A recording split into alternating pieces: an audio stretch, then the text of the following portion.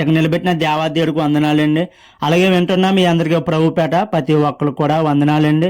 మరి బిడ్డని ఒకసారి చూడండి. ఈ బిడ్డని మరి బిడ్డ సండే స్కూల్ నడుపుతుందండి. ఎంతో పిల్లల్ని పోగేసి ఇంటింటికి తిరిగి ఎంతగానో బాధ్యత తీసుకుని దేవుడి సండే స్కూల్ చూసుకుని మన బిడ్డలని తీసుకొచ్చి ఎంతగానో వాక్యాలు చెప్తుందండి. మరి ఈ బిడ్డను చూడగానే ఒక వాక్యం అయితే దేవుడు జ్ఞాపం చేశాడండి. సామెతల గ్రంథం 22వ అధ్యాయం 6వ వచనంలో దేవుడు వాక్యంతో మాట్లాడుతున్నారు. చూడండి, బాలుడు నడవలసిన తోవలో వారికి నేర్పుము, ఆడు పెద్దవాడైనప్పుడు దాని నుండి తొలగిపోడు.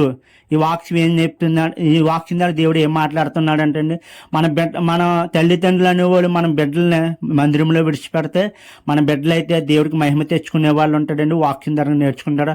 సమయాన్ని జ్ఞాపం చేసుకుంటే వాళ్ళ తల్లి చూడండి, సమయాన్ని మందిరంలో విడిచిపెట్టేందుకు గొప్ప సేవకుడు అయ్యాడండి. అలాగా మన బిడ్డలో గొప్పగా అభివృద్ధిగా దేవుడికి మహిమ తెచ్చుకునే వాళ్ళు ఉంటారండి. మరి ఈ వాక్యం ద్వారా మీరు అందరూ బలపడాలని ప్రభువు పేరు కోరుకుంటున్నాను.